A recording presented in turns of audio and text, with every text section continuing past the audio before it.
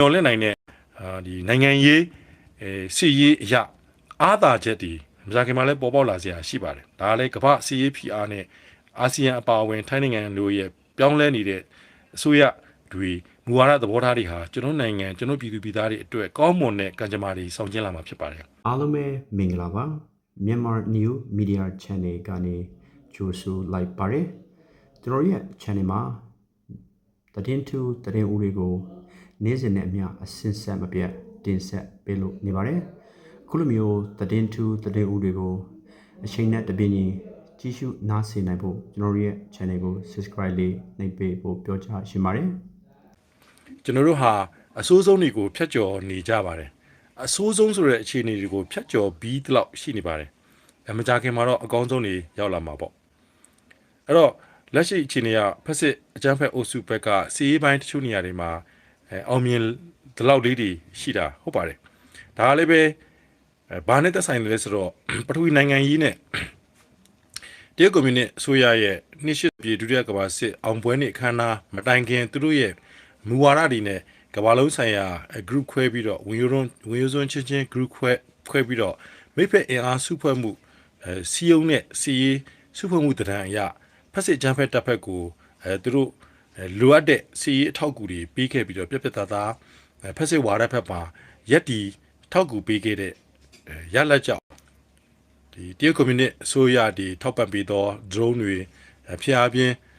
ဒီလက်နက်တွေနောက်လေယာဉ်တွေနောက်တာဝေးပြအမြောက်ဆန်တွေနောက်တစ်ခါသူတို့ကိုယ်တိုင်ပေါင်းကူညီတဲ့ဒီဂျိုရုနီးပညာတွေနဲ့6လိုင်းရေးရန်ရတွေကြောင့်ဖက်စစ်ဂျမ်ဖက်တပ်ဟာနီးပညာရတစ်စိတ်တစ်ပိုင်းအားသာသွားခဲ့ပါတယ်တစ်ဖက်ကလည်းပဲအတင်းကာရောအထမဖန်စီစစ်တဲ့တွင်စုဆောင်းလာတဲ့လူတစ်ပြည်သူစစ်ခေါ်တဲ့တပ်သားတစ်တွေကြောင့်စစ်အင်အားတစုံတရာပြန်လည်ကြီးထွားပြီးတော့တချို့သောမျိုးပြတချို့ကိုပြန်လည်သိမ်းပိုက်နိုင်ခဲ့တာရှိပါတယ်ဒါပေမဲ့ဘလောက်ပ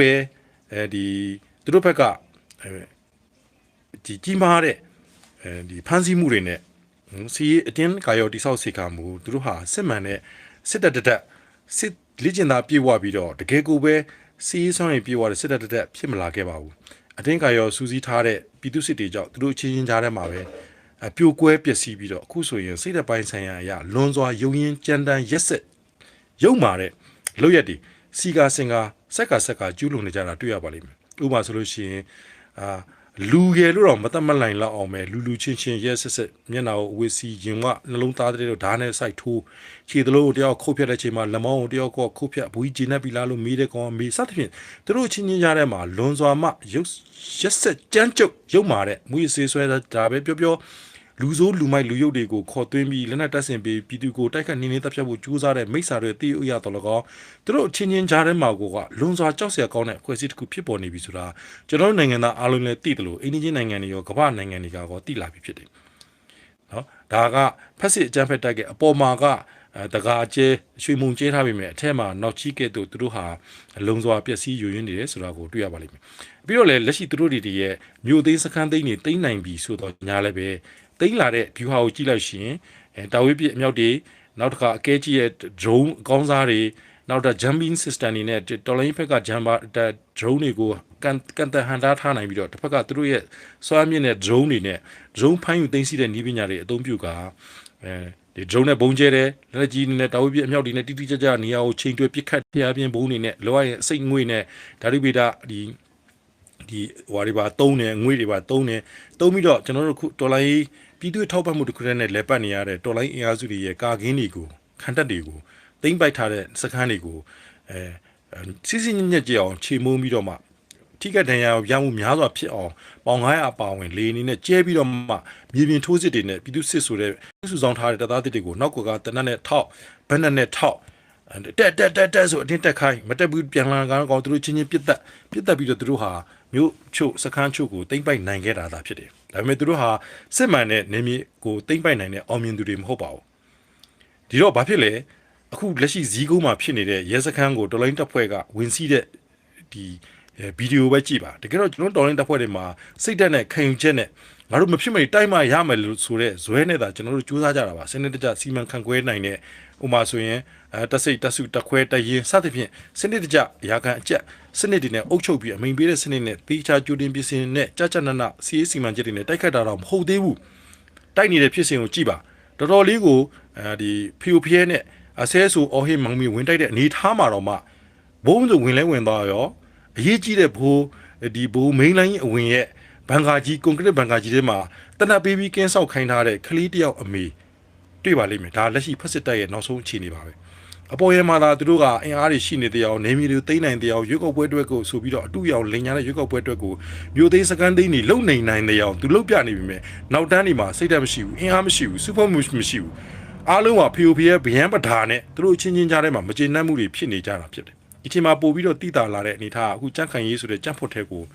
မင်းအွန်လိုင်းကသူစိတ်ချယုံကြည်ရတဲ့ group အကုန်လုံးရရှိအရာခံနဲ့စည်ရအစပြီးတော့အုပ်စုလိုက်တော့ကြန့်ဖို့ထဲကိုတော့အမိတ်နဲ့လွန်ခဲ့တဲ့2013ခုနှစ်က MS order ထုတ်ပြီးတော့ဖုန်းတော်ကြီးပြင်တင်တန်းကျောင်းတွေကိုစစ်တပ်ကနေပြီးတင်တန်းဆေလွတ်တယ်လို့ပေါ့နော်2013လောက်တုန်းကကျွန်တော်ပြောခဲ့တာရှိတယ်ဒီဖုန်းတော်ကြီးတင်နော်တောင်းတိုင်ဖုန်းတော်ကြီးဖြစ်တင်တန်းကျောင်းတွေကိုစစ်တပ်က MS order နဲ့အမိတ်ပေးထုတ်ပြီးတော့တင်တန်းတော့တက်ခိုင်းပြီးကျောင်းတိုင်ဖုန်းကြီးဖြစ်အသွင်ဆောင်ခိုင်းတယ်လို့အခုလည်းကြန့်ခိုင်ရေးတဲ့ကိုစစ်တပ်ကအမိတ်နဲ့ MS order နဲ့အမိတ်ထုတ်လိုက်ပြီဆိုတော့လက်ရှိခင်ကြီးအပါဝင်ကြန့်ခိုင်ကြီးကနီလန်းကတဆင့်အာဏာရယူဖို့ကြိုးပမ်းမယ်ဆိုတော့သူတို့အတွင်းပယ်သားချင်းရဲ့ပြိပခါလည်းအမြင့်ဆုံးကြီးထွားလာမှာဖြစ်တယ်ဒီချိန်မှာဆီယာဇဝဲကောင်ဖြစ်ကြီးညာထားခံရပြီးဖြစ်တဲ့ genocide လူမျိုးတုံးတပ်ဖြတ်မှုတရားခံမင်းအွန်လိုင်းမကြခင်မှာ ICC ကိုရုံးတင်ဖို့အတွက်ကုလသမဂ္ဂကမှတောင်းဆိုခံရတဲ့မင်းအွန်လိုင်းသူ့အတွက်ငွေချောက်ကိုက်မဲ့အနေထားတွေဖြစ်အခုအမေရိကန်ကလည်းပဲမြန်မာနိုင်ငံကိုဗနီဇွဲလားတို့အီကွေဒေါတခြား9နိုင်ငံနဲ့ဒန်းတူမူရစေဝါတာစီတိုက်ဖြတ်ဖို့ပြက်ကွက်သောနိုင်ငံဖြစ်ကြီးညာလိုက်တဲ့အချိန်မှာပဲဗနီဇွဲလားကိုအမေရိကန်စစ်တပ်ကစီရေးရအရေးကိုကြိုးပမ်းနေပါတယ်ဒီချိန်မှာပိုလန်နိုင်ငံအပါအဝင်ပေါ့နေတိုးနိုင်ငံတွေကိုရုရှားရဲ့ပြောင်းကျကျကျူးကျော်ရန်စမှုနဲ့အတူ EU နေတိုးနဲ့ဗြိတိန်ပြင်သစ်အမေရိကန်တို့အားလုံးရဲ့မကြခင်မှာတံပြန်မဲ့စစ်စင်ရေးစီမံချက်တွေဟာလည်းပဲတတိယကမ္ဘာစစ်ကိုတာဆူလာတဲ့အနေအထားဖြစ်တယ်။တော့ကျွန်တော်တို့ကကျွန်တော်နိုင်ငံရဲ့ကံကြမ္မာကိုကမ္ဘာစစ်ဖြစ်တဲ့ချိန်မှလွတ်လပ်ရေးဆိုတာကိုရောက်အောင်တိုက်ယူရတဲ့နိုင်ငံငယ်ဖြစ်တဲ့အတိုင်းကျွန်တော်တို့ဟာအခုကမ္ဘာစစ်တာဆူနေတဲ့တတိယအကြိမ်မြောက်မှာကျွန်တော်တို့ရဲ့စက်မှန်တော်လွတ်လပ်ခွင့်ကိုရဖို့ကျွန်တော်တို့အားလုံးဟာတာဝေးမှာစိတ်ဓာတ်စီရေးမှာဗျူဟာနဲ့အမိန့်နာခံမှုဆိုတာကိုခေါင်းထဲမှာဆွဆွမြဲနှလုံးသွင်းပြီးပြည်သူအားလုံးအားမရော့စိတ်မပြတ်ပဲနဲ့ဘလို့ပဲခက်ခဲတွေကြုံဘလောက်ပဲစိုးဝါရက်ဆက်ကြမ်းကြုတ်တဲ့အနေအထားတွေကိုရင်ဆိုင်ရငါတို့အနာဂတ်အတွက်ငါတို့တည်ဆောက်မှရမယ်ဆိုတဲ့စိတ်ကိုနှလုံးသွင်းပြီးပြက်သားသားခိုင်ခိုင်မာမာနဲ့ရှေ့ဆက်သွားကြမှုမှာတပါအခြားမရှိဘူးကျွန်တော်တို့ပြည်သူအားလုံးနဲ့အတူရှိနေပါတယ်ပြည်သူအားလုံးနှက်ဖြန်တွေအတွက်အကောင်းဆုံးအတူတူရုန်းကန်ကြိုးစားကြပါစို့